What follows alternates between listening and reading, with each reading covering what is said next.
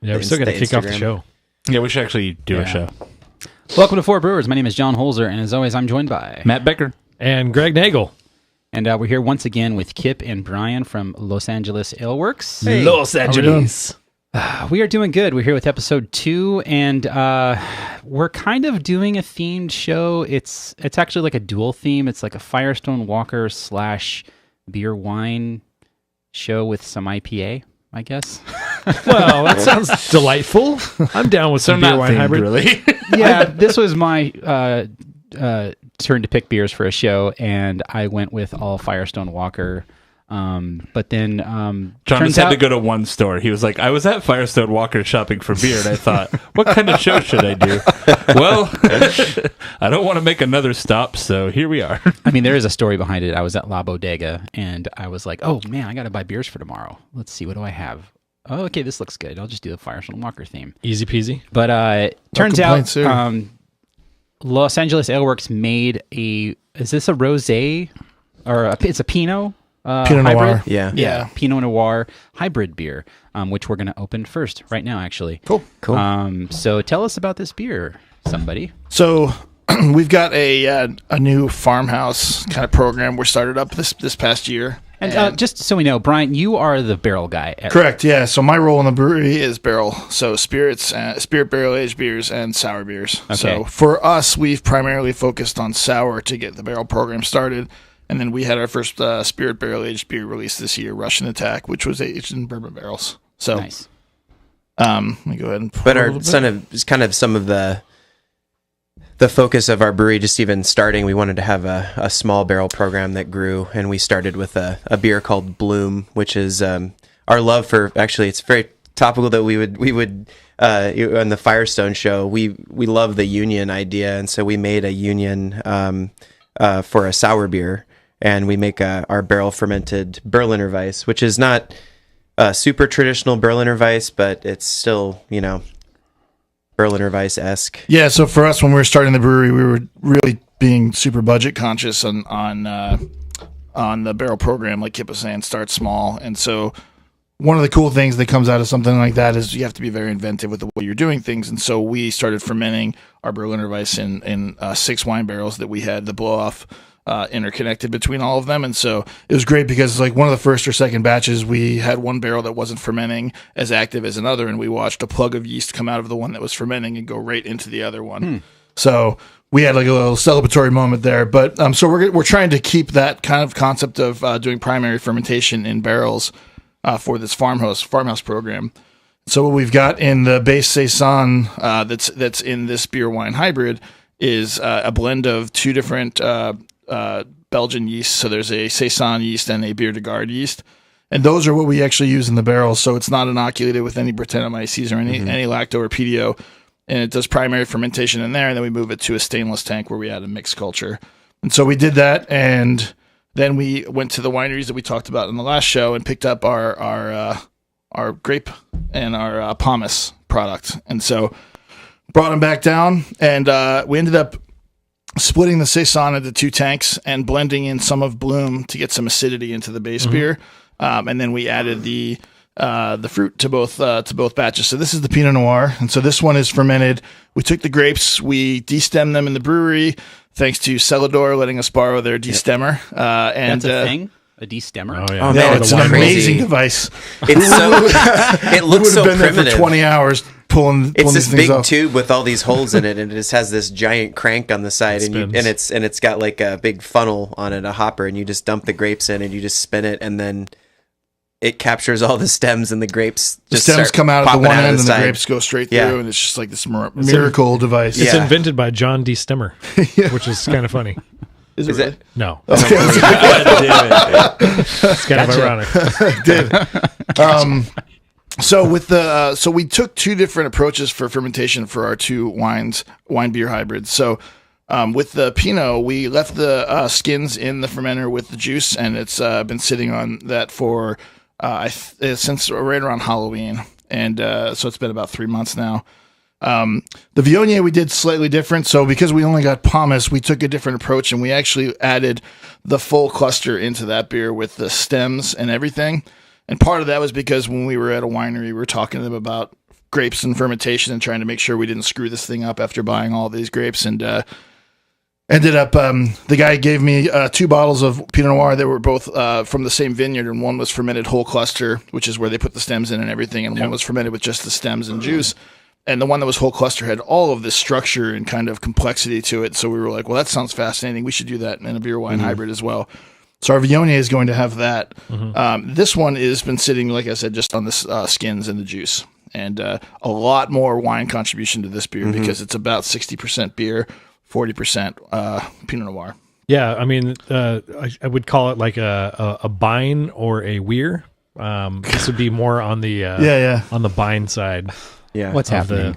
What's happening to our show? There's Bine and Weir. And this is more of like a preview because we're planning on doing some bottle condition samples, and we're gonna be having this at our anniversary on February 16th. So these are force carbed. This is actually pulled out of the bright tank this morning before we got in the car. The carbonation that you're in this beer that you're tasting right now is not like it's pretty young. Yeah, it's you know. Do you think it's like chunky or really uniform and small bubbles? Well, no, this is the one with the one bubble. Oh, just one big bubble. It's just when we filled the bottle, that bubble broke. So the final beer will be more carbonated, I think, and this is just we wanted to give you guys a sort of a preview of it because we're excited about it. I mean, you could have fooled me. It's not carbonated, so right.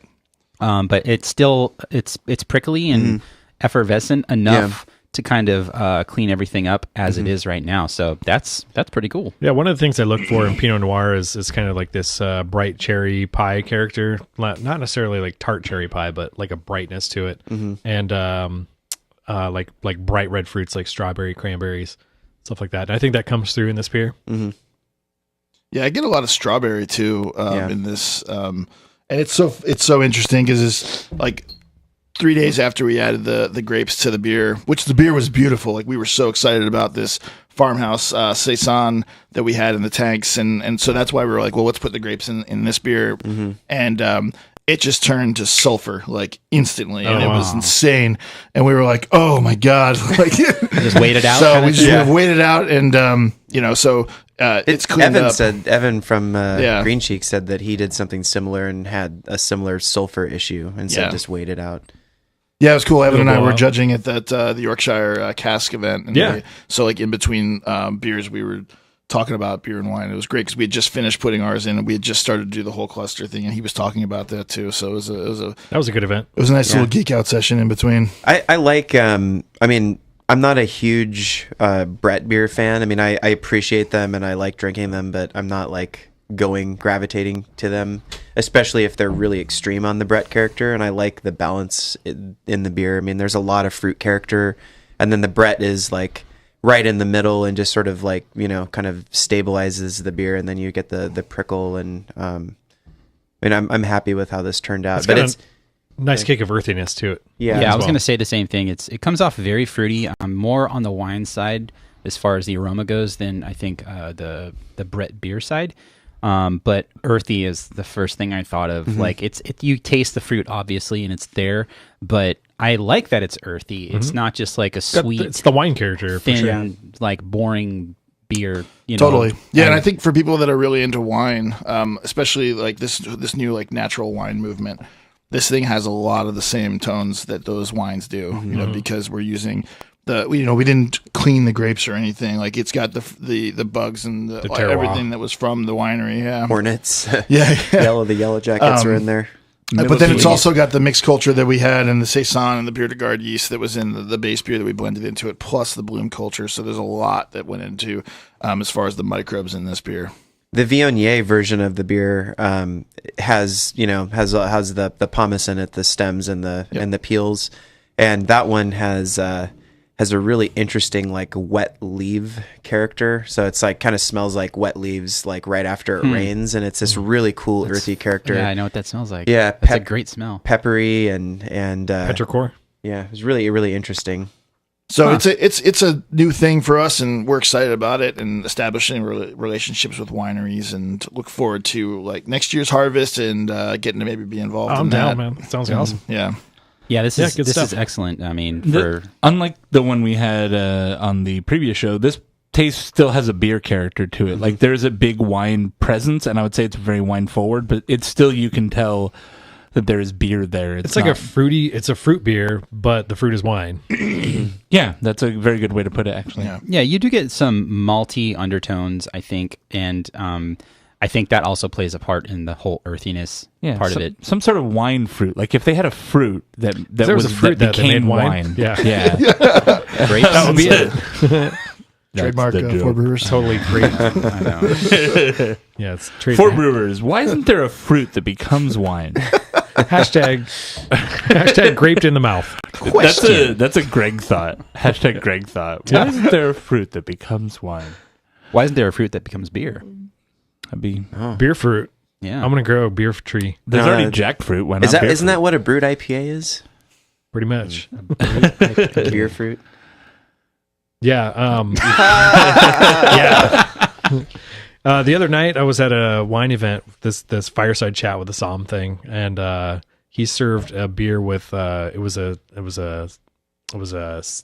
Cabernet Sauvignon, okay, and it smelled exactly like Nelson hops. Huh. And I'm like, is this a Sauvignon by chance? And he's like, yeah. You know wine better than you're saying. I'm like, okay. You say, that's when you say, yes, sir. Yes, Thank you. exactly. It had that same Nelson like sort of gooseberry diesel character that I pull out of that hop. See, that's going to be And that blew his mind. like a really cool like tool in your tool belt where you know everything, not everything. You know a lot about beer enough to where you can then like use that to like break down wines, whereas I think a lot of wine drinkers, not that I'm dissing them, because especially the ones that are somms that know what they're doing. They can tell you where a wine's from or something like that based on. But they still don't have blind. that beer knowledge, and I think that is a unique thing to have when it comes to. As long as you don't start liking the movie Sideways. Like I feel like if you reach that point, you've I gone like that movie. You've gone book too is on my far. nightstand. It's funny. I like that You movie. gotta- No. Paul It's Giamatti. funny even for non-wine drinkers. That's good.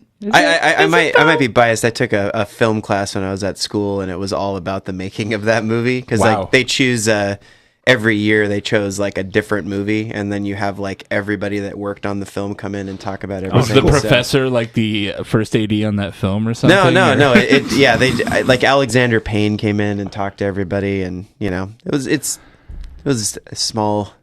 Indie. I haven't tried watching it since I actually cared about beverages, so maybe it's Yeah, actually we'll revisit it. But I haven't seen it since, so it's been a long time, at least 10 years. It's been a while. I just remember seeing there's a floppy man dick in that movie. I remember that. There's like a dude running out, like a middle-aged dude just being like, check out my floppy dog. But that was I think like he yells that. And I he's think that like, might have Pinot been Noir. Yeah, that might have been like 15 seconds of like a 2-hour Slow-mo. movie. Yeah, Paul Giamatti's in it, right? Yeah. Yes. Slow mo. What's the name of that? And Lowell from Wings. Yeah, what's the name of the other guy with the low voice, the like not Paul Giamatti guy? I keep wanting to say it's C. Thomas Howell. That's not his name. No, it's I can't recall his name. But yeah, he was Lowell from Wings. So you went to Firestone, We're starting Venice a recently. movie show. Yeah, we both did.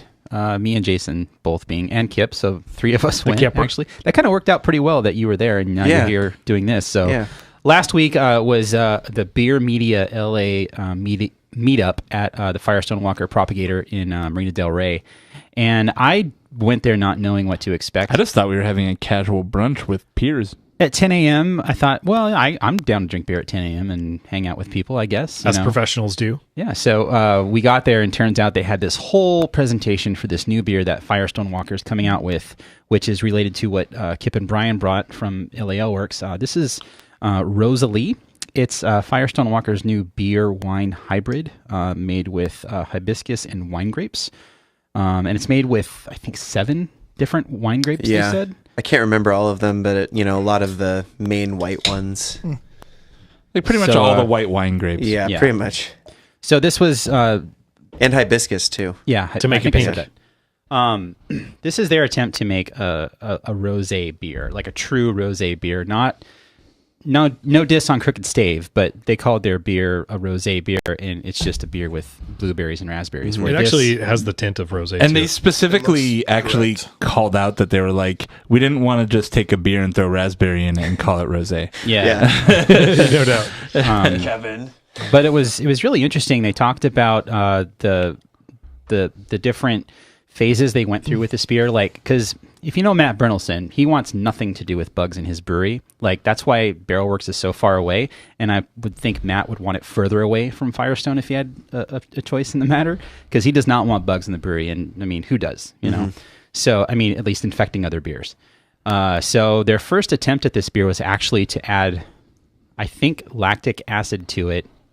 Worth noting is that this beer is one of the beers that fully was developed at the LA Propagator. So they did pilot batches. They did versions of the beer there before bringing it up to the big brewery. Yeah. So that's pretty cool that they're actually using their Propagator test facility as a test facility, as opposed to being like, Liberty Station makes some cool beers, but we don't make those. Yeah, you know, like, and this is they're just their own thing. The one in the can is number 5, I think, right? I think it's 4. Or is it 4? I think it's 4. It was the 5th one. Sure it's 5? There's 4 previous. Yeah, they made it at the Propagator, then they made it at Paso, and then they made it at the Propagator again, and then Paso, or maybe they made it at Propagator twice.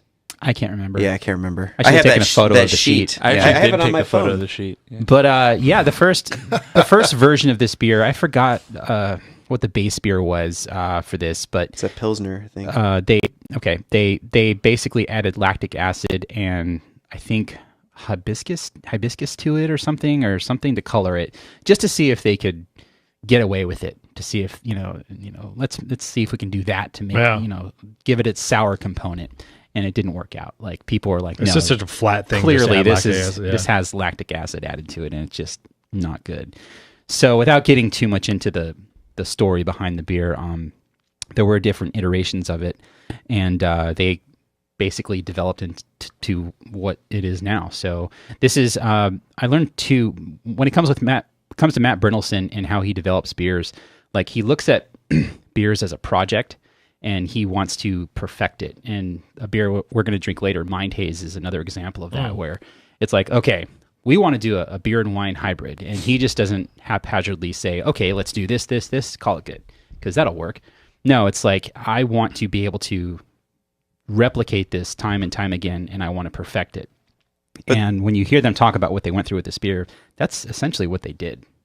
And something interesting about the creation of this beer, too, is that it sounded like David Walker actually had a lot more say in this particular beer than he normally does, because he comes from the wine area and at least the wine world, and so he definitely was consulted a lot about the just sort of the overarching flavors that they were going through and all of the different versions that they made, and it sounded like he was pretty excited. That's not how it normally goes down, and he's definitely one of the faces of Firestone, going around and talking to everybody. So it sounded like he was really excited about the creation of this beer. Yeah. So I'm not a huge fan of it. All that said, it comes off to me more like, those those bubbly waters that you get from Arrowhead that come in the 32-ounce bottle, and there's a berry one. It's more aqueous than I thought it was. It's extremely light. It's very minerally, I guess. I can see where you're getting that. There's a mineral character. White pepperiness to it. There's the fruit is very minimal. Like, I would expect maybe just there's no fruit in it. Like a level 2. There's no fruit in this whatsoever. So it's just hibiscus. It's hibiscus for color, white wine, and Pilsner. Well, the white wine is fruit. Yeah. I guess, yeah. Is there a fruit that becomes wine? There is. Is that the setup for that? They did surgery on a grape. Maybe the mineral quality is coming from the beer. I don't know. Well, I don't know. I think rosés are normally minerally wine. Oh, are they? Yeah, just kind of like a Riesling or whatever. I actually get a lot of the wine flavor. I'm surprised because it's like a level 3. It could be maybe a level 4. It's certainly not hitting you in the face. No. It's got a lot of just light beer character to it. The standard they were going for is they wanted this to be something that you could drink like 3 of. 3, yeah. Right, 3. So what's the ABV? Or as the Fort Brewers standard that you could drink a liter of. You could drink a liter of. For sure. I can drink 32 ounces of this. I could 5%. I could slam a liter of this. 5% beer. I see where you're coming from, Greg, but I think what you're describing is kind of what they were going for. Yeah, it's a tall, skinny can. Okay, let's get that out of the way. I think it's not. Yeah, it is. It is in like a Red Bull can. How do you feel about the tall skinny can? I'm curious because I think that there's some marketing reflection to it. 6 Point's been doing they it for a while. They talked about that too, and they need to copy. They want it to stand out on shelves without directly saying it's marketed towards women, which I totally understand, and I'm sure they're not marketing this towards. I'm women. totally fine with that too. But it's at the same time, To be honest, I don't think of rosé as a thing that women are into. Neither do I. It seems more like a thing that hipster dudes are into. But like if you're gonna fucking brand it, like I would say I'm more like, if I'm like, who's gonna order a rosé, I would be like a dude with a beard, like a manicured beard. Yeah, would be the guy ordering the rosé. Yeah, but they talked about the branding at this thing too, and I think the original concept, or one of the original concepts, was to have the bottom half of the can be like hot pink, and the top be white. Which, when I heard that, I was like, I would just, oh no, who did this? I think the Indy has a rosé beer that's kind of similar to that, But as far as Firestone Walker's branding goes, that just does not fit. Yeah. And I understand they're trying to do something different. And I wouldn't, that was wrong to say fire that person. Yeah, but it's a concept, and they're trying new things. But it just, the way if I saw that, I'd go, wow. That's. I would really be curious to give this to a non-beer liking wine drinker and see what they think. I'd be curious too. I think in a lot of ways, like Greg's coming in expecting it to be sweeter and have more fruit character, just a tad. And is that because we're thinking of the wine, or because we're so used to raspberry rosé beers? Well, here's the thing. On the wine side, there's companies that send me product and stuff all the time. That I recently got Humble Bread. It's a wine in a can that's supposed to be like a session wine or whatever, and it's so fucking disgustingly sweet. And they're like, what do you think of it? It's like, dude, I don't want to get the beatus drinking this thing. Like, oh god, it's so sweet. And they're like, it's actually really dry. I'm like, that's another good point. Canned wine is actually something that's, so they're competing with that as well. I think one of the big takeaways at the CCBA thing up in Sacramento was, don't think of yourselves as beer manufacturers. You're alcohol producers. Yeah. And you're competing with other alcohol producers, not just beer. Mm-hmm. And once you realize that, then products like this come out. Yeah, I think, I don't know, like, I like where this beer is in terms of what they were going for. I mean, I think like maybe what you're looking for might be coming out of Barrel Works. Because they do a number of the beer wine like sort of hybrids that are Brett or rosé. Yeah. I think this, like, they were definitely aiming like a for something else. Yeah, with clean yeast. Because this is it has lacto. Yeah, it sounds to me lactic acid. No, they tried a version with lactic acid. Okay. But it's essentially like a Berliner. Yeah, they make a grape hibiscus lactic acid mix and then a pilsner, and they blend them together. Okay. Yeah. Another really interesting thing that they talked about is that lactic acid or lactobacillus. Okay. The lactose strain that they used, they mentioned the strain they got was very sensitive to alpha acid and couldn't grow. It's not hop resistant. It couldn't in a 2 IBU solution. It couldn't reproduce. So that was part of their smart. That was part of their security of like, we're going to bring this into the main brewery on top of all the other shit we're doing. It literally can't grow in wort with hops in it, and that's why they blend it after. It evolves. Yeah, right? I mean, we have the same thing. So for our Berliner Weiss Bloom, the lactose strain that we use in that is hop tolerant to 1 IBU, and then it's gonna blend with a frog lacto, and then lacto.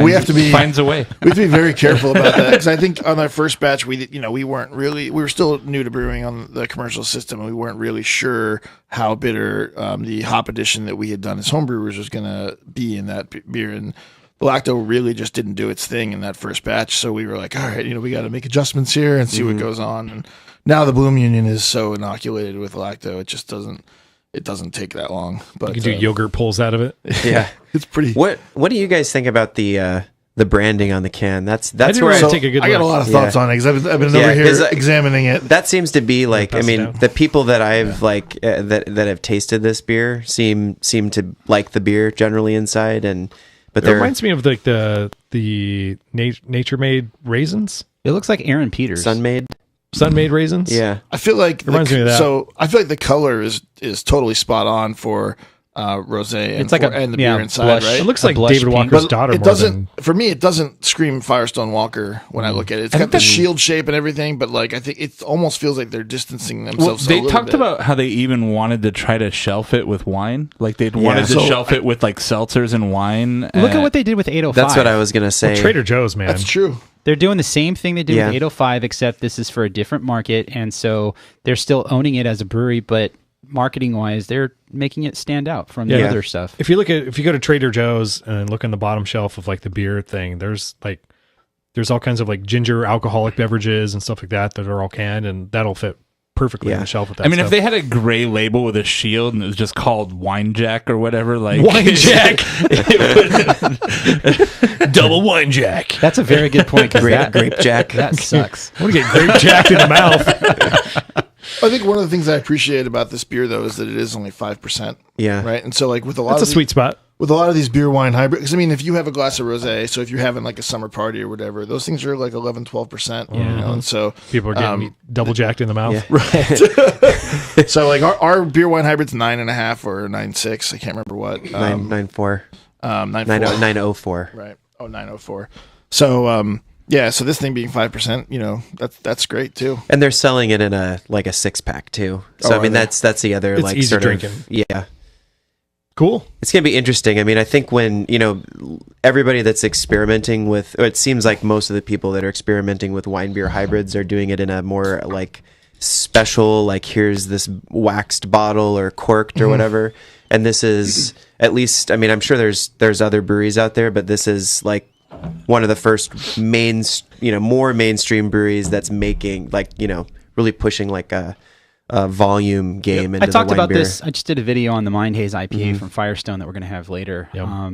That's their approach. That's what they are. They're not. They're not monkish. They're not going to sell a pallet of this beer in 4 hours out of the back door of their brewery. They're going to send it places, and it's got to be shelf stable. It's got to last, and it's got to appeal to a mass market. And that's what makes them different from other breweries that are making. I mean, honestly, like you guys that are making wine hybrid beers that. They're catering to different audiences, basically. Yeah. I commented on, too, that, like, I've had the experience multiple times where I've had non-wine people, or not like wine-drinking friends or cocktail-drinking friends, and they try, like, a consecration, and they're like, oh, this is the first beer I've ever had that I like. Where can I get that? And I'm like, well, if you want to drive to Santa Rosa, spend $20, or you stock the liquor store and they're like already like fucking tuned out. Glazed like, over, fuck my life. Okay, I don't want to start a new hobby. I just wanted to drink something.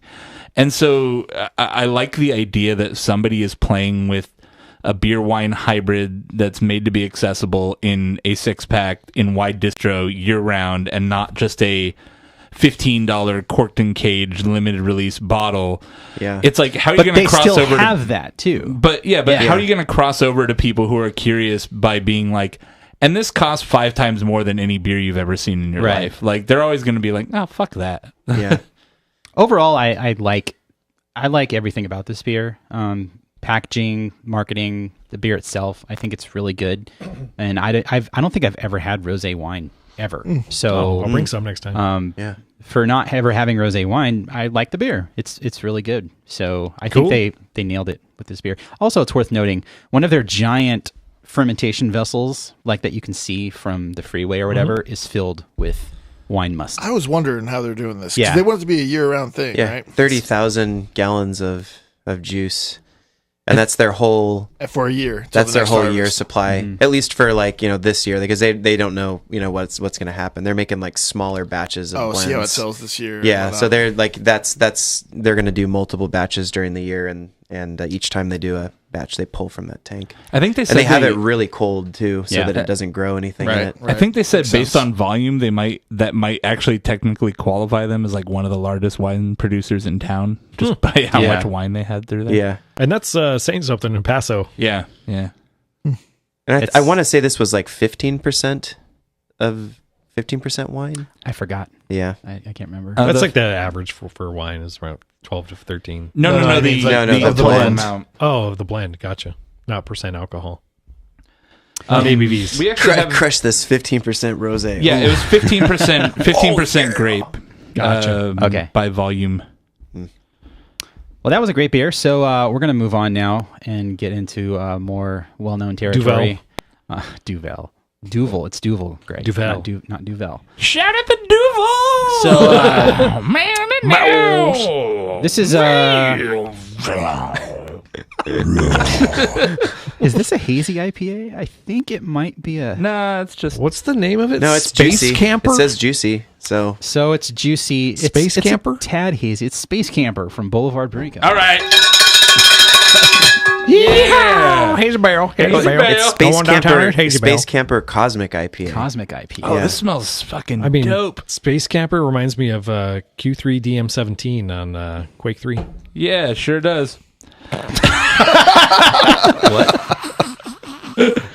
So this is a 5.9% 50 IBU IPA. So it's lower in alcohol. 5%? 5.9? 5.9, yeah. Wow. Is the name Space Camper or is it Cosmic IPA? It's called Space Camper. Yeah. Space Camper. And the style is Cosmic IPA. Hi guys, India I'm a Pale Ale? Space Camper. It's interesting. I don't know. Yeah, they even have this woman or model that's dressed up in that suit, and they're doing this whole marketing campaign, and it's a whole thing, man. It's gonna pew pew you in the mouth with the hops. I don't know if you guys follow Jeremy Danner anywhere in the social medias. Book him, Danner. He's like their brand ambassador. He's the Gemma of... Yeah, he's the Gemma of Boulevard, basically. They're best friends, and they hate each other at the same time. Oh. But they love each other. If you don't follow Jeremy Danner on at least Twitter, he is so funny, and he's very clever. He's a great guy. I wish I could be on a podcast with him because he's really fun to talk to. Wow. Come on out, Mr. Danner. Yeah. But he was really stoked about this beer, and I didn't expect to see it as soon as I saw it. I think it came out 2 weeks ago, and it already hit Southern California, so I'm excited to try it. Well, one of the things I'm always curious about is if these canned IPAs and stuff coming out of Boulevard are brewed at Firestone Walker. I can check the can because I'm pretty sure they legally have to tell you. Kansas City, Missouri. All right, never mind. Brewed at Boulevard. Because I know I did buy some Boulevard at one point that said brewed in Paso. But yeah, it looks like the Wendy from Wendy's went to space on the label. Is it really? Yeah. And now she's gonna roast the internets. Pew pew pew. That's right. 5.9%. It's a little aqueous, I would call it. It's a little on the thin side. But a little bit. Burgers are square because they don't cut corners. Square. Yeah. It's got a nice fruity aroma. Real tropical. I always say this, and I say it again and again, but there's like a West Coast version of hazy and an East Coast version, where the East Coast on the aroma has like kind of a white cake batter, malt character on the nose. And the West Coast version doesn't have that, basically. But then the West Coast version is also a little more bitter, where East Coast is more balanced and less bitter. I think this actually has a hybrid of both on the nose. It's got a slightly sweet malt character on the nose, but it's not like that vanilla cake batter thing. But it's definitely there, and it's kind of weird because they're like in the middle of the country, and they kind of join the two styles together.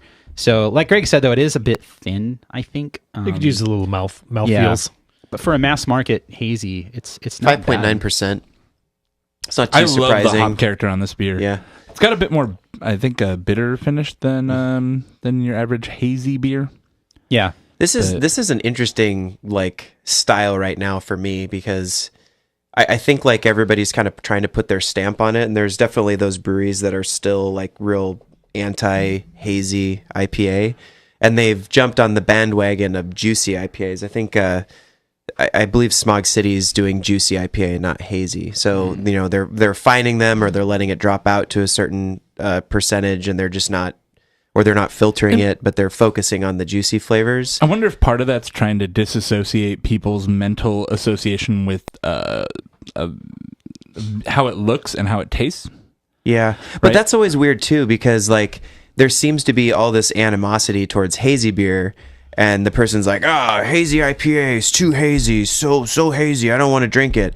Give me another Hefeweizen or wit beer. It's like come on, like these beers, like there's styles that are hazy. I mean, if this style is better with the yeast and flocculation, like in suspension, like I really so be it, right? think the key to all the animosity towards the style is just people don't understand it. Yeah. And I think that it's still unclear, and I think that's it's because unclear. Hey. It's very secretive. The people who trailblaze the style were just like, and we're not telling anyone unless you're a best friend. You know, like and so then guys who are on the outside are just like, what the fuck are these guys doing? I read somewhere they're putting flour in the beer. Yeah. Which, goddamn, how many times have I heard that? I gotta jump in there because when we first did our first hazy beer, I was on Untapped next to Kip, and I was looking at the reviews on it just because it is very entertaining as the brewery side, and some guy posted on there a picture of his beer where it had like some yeast in the bottom of the glass, and he said he thought it was flour. So he's posting a picture of our beer, which we don't put flour in or anything. It's very simple beer, and it said flour in this beer. Some brewers will do anything to get haze, and I just put it in front of Kip, and he like melted down for 2 days. Well, and then I think there's a guy in Orange County that gets on Facebook and kind of mansplains how to brew beer to people, and talked about somebody using pizza flour in their beer. And I was like, yeah, you know him. I'm not going to mention his name. Blackcock? No. It works for a bigger brewery that is no longer independent. Anyway, he was like, oh yeah, putting flour in your beer. And I was like, oh man. And he's like, we don't keep flour in our brewery. There's no flour in our brewery at any part of the process. No flour at all. I was like, oh, it's interesting, man. Like, do you have a mill? And he's like, yeah. I'm like, well, what happens when you grind up grain? Like there's it depends on your system, like how much protein you're pulling in, how much dust and everything. I mean, like our system is super simple, and we get really hazy wort, and we pull in a lot of starch, and it's just the way it is. Like, I mean, we can't really avoid it. But the flour thing, I know that like some breweries are intentionally putting flour. So after he did that, I really don't know how many people have ever actually done that. I don't know either. So I did. Tired Hands did it once as a goof, and then everyone everywhere was like, that's all these breweries are doing. And it's like, no. I'm pretty sure one brewery was like, I used one of our pizza in a beer that we presented as a joke. We put flour in it in their like milkshake beer to be funny. And then everyone's like, yep, that's what everyone's doing. It's like Tide Pods, where it's like fucking two kids on YouTube fucking put a Tide Pod in their mouth, and they're like, everybody under 25 eats Tide Pods all day. I got one of our pizza vendors. I had him give me his like nicest pizza flour, and I put in like a pound into our boil, and there was really no difference between that and like a non pizza floured beer. I mean, it was just put it in whatever. a bottle. Just cares? Dose it in the bottle. Yeah. No, I think you should just I put people Tide Pods as they in a drink bottling. it. Like they just take their first sip, and it's like, oh shit. Yeah, no, I mean, I think you're right. And people definitely don't understand this style, but I mean, that's what makes it exciting for me to brew them, because every time we brew one, we learn something. And it's like back to home brewing. I mean, you're kind of on the sort of adventure to brew like the most classic, clear, perfect Pilsner. You like know where you're going, but with a hazy beer, you don't like really know what you're going to get. And sometimes doing something weird or something goes wrong in the process yields something more interesting. And then you kind of decide that's what you want to do. Would you say haze is like a box of chocolates? Yeah. You never know what you're going to get. Would you say that you get some sort of like a mind haze from it? We're done with this already? It's a good beer. We've been talking about this beer for 45 minutes. Shit. I think it's pretty good already. I mean, it's got a massively like I would aroma. actually crush 6 packs of this and may buy one as soon as I'm out of dry January. Yeah, it's a good beer. So good on you, Boulevard.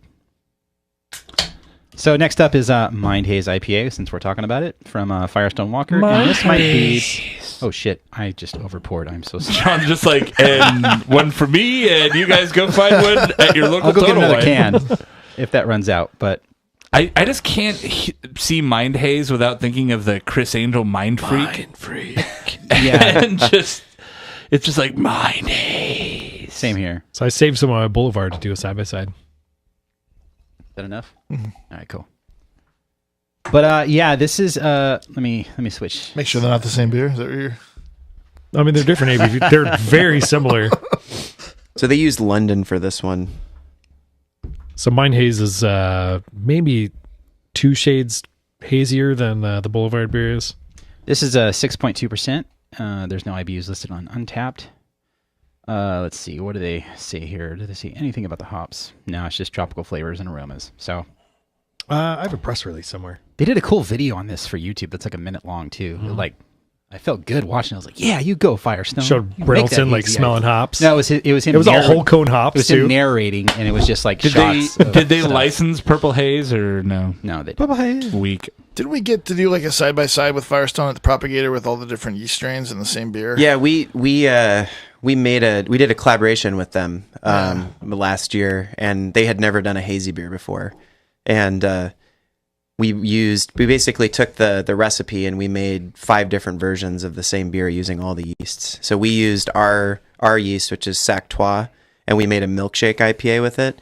And they made a Sactois version at the Propagator without the lactose in it. And then they did London, they did Conan, and then they did Kvik or Kwi, Kvik, that weird Quake. Yeah, Quake. Yeah. And then they did like a sort of like a release for the beer, and then they sat everybody down and you got to like try. I mean, this is the thing. Like this is what they do. Like they so go through the educational thing. thing. I mean, it was awesome to be part of that and to actually see the difference in the beer because, like you could taste what the yeast did. Like the whole point, they had pre-dry hopped versions of the beer, and then they had the dry hop versions of the beer, so you could really taste what the yeast was doing in all the beers, and it was really cool to see what these hazy yeasts do.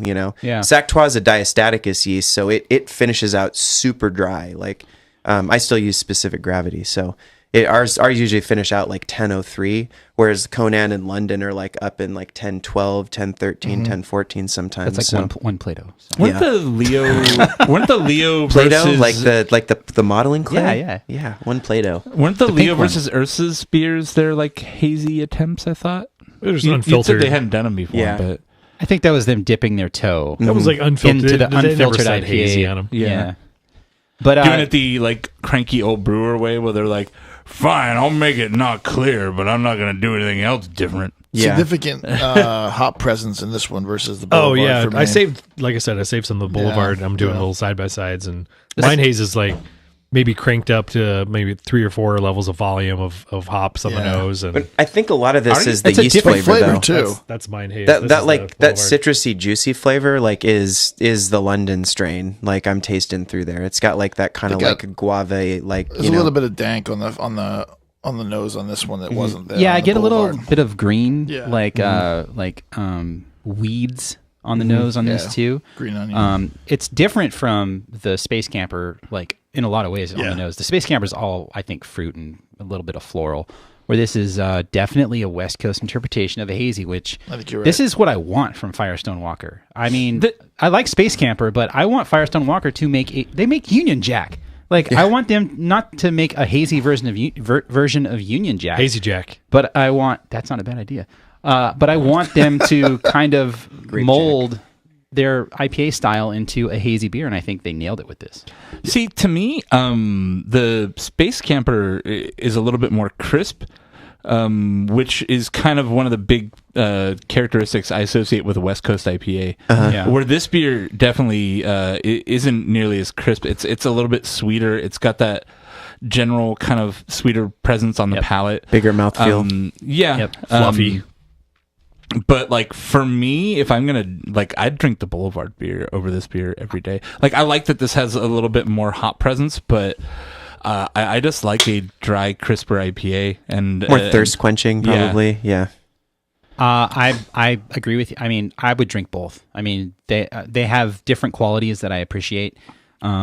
But this is still, I think, very, very crushable. I think they did a good job. I think they said it's like 60% barley and like 40% wheat, oats, some other grist things, magical. They talked briefly about this beer stuff at the Rosalie thing, and only mentioning how Matt Brynildson's super hypercritical on nailing things. And what they wanted to nail with this was shelf stability and not having the yeast flock out or the haziness flock out, because there's been a lot of, like, especially with smaller like SoCal nano breweries that put their on hazy, draft. I'm not going to name who put their hazies in 22-ounce bottles. Like you go to Gerard's and they're crystal clear. And Bear Republics too. Stuff in the bottom of the bottle, and Matt just wanted to avoid that. Understandably so. Because don't put anything in a 22-ounce bottle. Just the bomber. Kill the bomber. I think you could guess the brewery I'm talking about. Like, I don't care what brewery you are. Bombers are dead. Like, finish off however many you have of them, and then readjust your line and put your beer and shit. It sounds like a Morrissey song. I saw a brewery putting out 8-ounce cans. I'm like, fuck yeah, I'm into that life. Yeah, I think we struggle with this too. I mean, our hazy beers, they get clear over time, and that's mainly because the yeast that we use, it flocks out after, sometimes it's only like a week after we package it. But the yeast is just so small that it blends back into the beer really quickly. It's not like not chunky. Yeah, Conan and London are very chunky. It's almost like you get like a White Labs glob, like falling into your glass. Drink out of the can because you're going to get grossed out when you see what you pour into your glass. Yeah, but the Sactois yeast doesn't do that, and we find there's different ways to keep it hazier. But I mean, I just I don't know, if you go to like a German place and you get a Hefeweizen and they roll the glass and everything. I mean, I like the way our yeast taste, and so I don't really feel like there's that much of a big deal to tell people to like swirl the can. I mean, I of course hit tons and tons of anger and animosity on Instagram and Untapped and stuff about that, but it's just print it on the top. Drink from the can. Drink from the can. Drink from the can. No, but the thing is that the yeast like kind of gloms onto the hop flavors, and so how are they going to Instagram it in the glass, so they can show how thick it is before they put it on eBay? What you should do? Prove it. I'm gonna make for Instagram beerstagrammers like a box that just has a like you take one picture of a hazy IPA and there's just a green cutout of a can, and then all you need then going forward you just need the can, so you just change the cans. You're like, I have this one. And that way you could take the same picture over and over again, but you don't have to keep pouring beers and being careful. You just change the can. Done. There you go. I thought you were going for boxed wine beer. No, that'd be rad too. Though. On a slap the bag before I finish it. Yeah. We put on our label now to store the can upside down. Yeah, or swirl the can. Or swirl the can. Yeah. If it's good enough for Hoegaarden, it's good enough for you guys. Yeah, I don't know. It's just like, it's just another direction. Keep cold. I mean, But again, like, is not to diss this beer, but is this a beer that if you made a hazy IPA that you'd want to call your hazy IPA with these compromises to keep the haze in suspension? Because you're not looking for shelf stability necessarily. Well, we have a lot of shelf stability using the yeast that we use. Well, as far as like Matt wanting to, he was obsessive about it not flocking out at For all. sure, yeah. No, and I think, because compromises, I'm sure, were made. Yeah. Well, I don't know. I mean, I'd be interested to talk to him about it. I mean, he's way more experienced than we are. If you remember, David Walker probably made a point that whatever method he used to make this not clear, it won't flock out. Yeah, that's why. Yeah, I think made a big deal about it. I think for us, like Firestone Walker's problems are not our problems. That's right? my point. So we're not trying to make so much hazy beer that we can send it out to all the Whole Foods across like California or like the West Coast or whatever that we know is going to sit there for a while, right? Like we know that Firestone, it has to be very conscious of that, right? Because they're putting out so much volume. For us, we're not expecting the same can to be sitting on shelves in every single possible place to buy beer. Well, it's not just Firestone. Right, Sierra Nevada with their hazy beer, even New Belgium with their juicy, weird. What's the branding? Have you guys ever liked a New Belgium IPA? Yeah, the juicy one's pretty damn good. Is it? Yeah, I like. Somebody was like, I had the New Belgium Brute, and I was like, and it was kind of underwhelming and bland. And it's just like, their IPAs are never very good. Never had one. Well, the juicy one, I forgot the brand. The Voodoo Ranger. The Voodoo Ranger juice or whatever. That was pretty good, but even I think they talk about it online. Like it's basically like they use like Belgian yeast in it, and like they add coriander and all these weird like adjuncts to it to kind of mimic hazy IPA, and they kind of pull it off. But as long as you keep it in context as they're a mass market brewery that is shipping thousands of barrels of this beer, like it's pretty good for what it is. But it's like if you made it, I wouldn't necessarily, I'd be like, this is all right, but I think you could do better because you're working in a different market and selling it to other people. So on the press release for Mein Haze, Brynolds had said he spent some time at Gutmann Brewing in Titting, Germany, and they have this amazing beer called Weizenbach.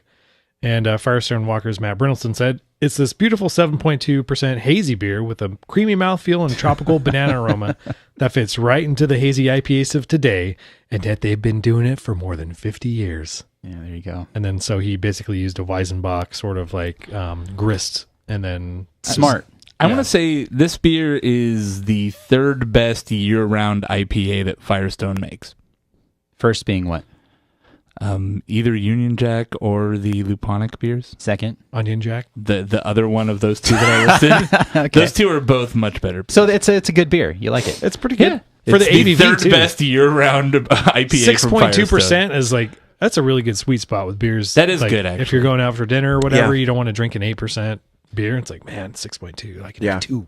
I really think they nailed it with that beer. Holy shit, we have another beer. Forgot. Well, do we want to open another beer?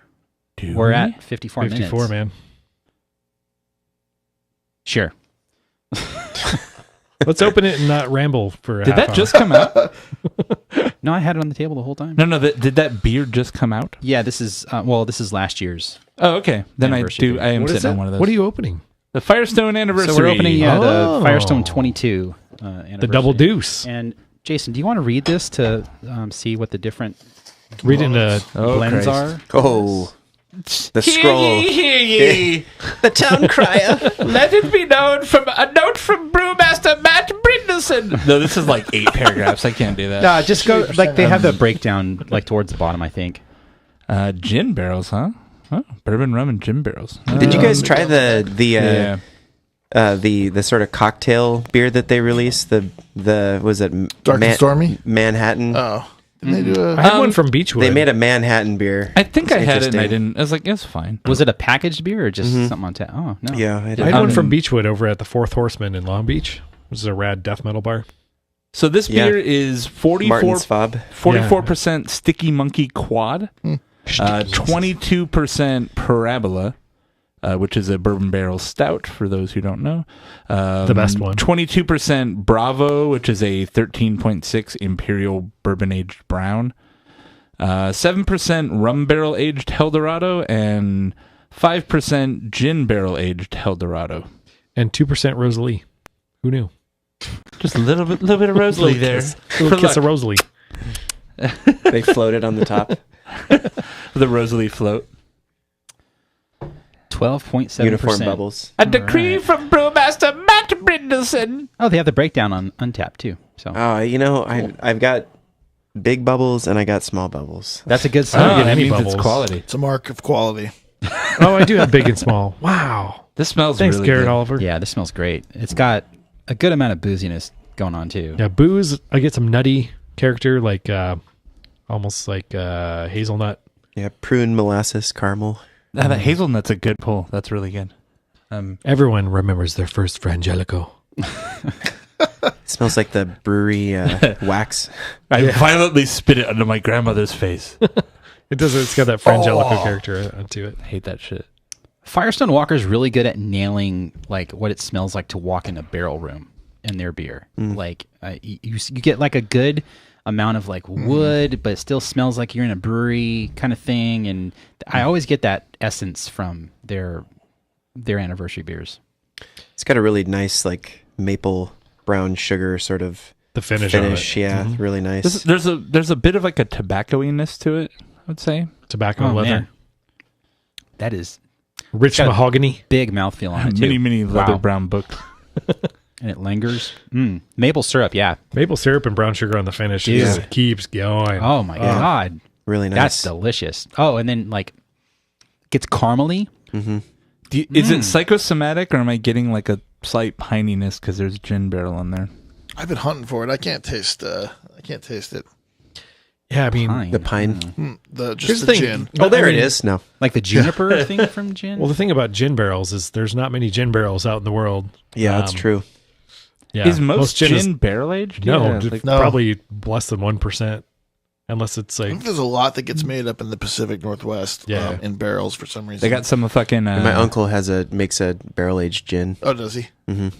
Is it? So I've been curious about that. So with the barrel aged gins, are they using toasted barrels, or are they using something more similar like wine barrels, or like are they picking? Is it like a brown gin? I think it's definitely toasted. It's brown. It's not like brown like whiskey. It's like maybe it's like tan, and they'll pull it out pretty quick too. I went on not shredding ears. Yeah. I did a distillery tour in Portland. And the entire tour, the guy talked about a gin that they make, but apparently they sold the gin to like Ryan Reynolds. So they make it, but it's like Ryan Reynolds' gin, and it's not their brand. So the whole tour, he's like, "Yeah, we really make this great aviation gin, but we can't serve it here because we sold it to Ryan Reynolds and it's their brand now." Deadpool. And so the whole time just talked about a drink they couldn't serve us, and he's like, "Anyhow, we have a whiskey we make, I guess." And like, it was just. But if you guys could try the Ryan Reynolds beer, if you could try that, man. There's a water fountain on the way out. We do filter that here. So yeah, man, this beer's great. It's 22 years. And Good Guy Firestone abandoned the bomber. Death to the bomber. This beer's in a 12 ounce, as it should be, because we mostly finished it with the five of us. Perfect. I do appreciate that. And we don't have 12 ounces sitting on the table making me feel bad that I wasted money. Yeah. It's still in a fancy box. It looks nice. You feel like you're buying something it's got really a special. Scroll with a declaration from Brewmaster Matt Brindelson. Yeah. I agree. 22-ounce bottles. Penny Stop making them. Yeah. Drop the bomb on the bomber. Drop 2019 the bomb on the bomber. The bomb that will bring us together. Oh, that was Morrissey. That's good. So if you want to find Four Brewers online, we're at fourbrewers.com. You can follow us on Twitter at Four Brewers Show. But what are we doing next week, John? Oh, we're doing that? Yeah, I like going in blind. Well, tune in next week. You caught me off guard. Tune in next week where we'll have Going In Blind with Jason, and that's right, the return of our guest from LA Ale Works. That's right. We're doing some Going In Blind. Coming up next week. Blind beers. You asked for it. You demanded it. People have been demanding more blind shows. And we're going to do all blind. And we have to do a proper style blind show where we do Braille show. 20 beers. It's going to be a Bird Box episode. Waiting for it. That sounds awesome. 4 Bird Box. 4 Bird Boxers doing Braille. Bird Box Bandersnatch, the guy that played Doctor Strange. Everyone's turned away from the microphone the whole time because they can't see. Oh, you didn't hear the show? Sorry, I was pointed the wrong way. That'll be the Bird Box way to do 4 Brewers. We don't have the headphones on, so we're just like, we can't tell if we're sounding good or not. You've got one of those. John's nightmare. Yeah, you got the Braille box in front of you. It's a horror movie just for John. Reading all the comments. Where everyone's just wandering away from the mic. But some people wear headphones and still don't realize that they're not talking into the mic. I just don't get it with some people. But anyway. But if you want to watch us while we stream the live shows, you can go to fourbrewers.com/live or twitch.tv/4brewers, where you can follow us on Twitch. We're also going to be doing some occasional gaming stuff on Twitch. I linked Greg's OC Beer Twitch account to host. I do random beer reviews while I kill Nazis. That's awesome. Check it out. And then I just randomly play like Mario Kart or Celeste or I don't know, whatever game I'm playing. Usually it's Rocket League, but I'd stream, but you guys don't want to watch me tuning cars in Forza Horizon 4. Not even racing. I'm just like, that's fascinating for some people. I'm going through the fucking auction house, Jason, and I'm like, you should totally do it, man. And now I'm using a calculator to fucking get the spring rates on the fucking WRX. See, that's good high quality Twitch content right there. Yeah, do it. It doesn't matter. Like all that's on our Twitch channel is this. So, maybe we'll host you, man. Leave us Jurassic Park paint jobs for various Jeeps. There's a Jurassic Park Jeep in Rocket League, actually. Yeah. If you want to leave us a review on iTunes, you can do that. 5 stars only, please. And if you have something bad to say, email us at feedback@4brewers.com and brew the shit out of it. Talk shit, get hit. Email us at 4brewers.com. 4brewers at Patreon.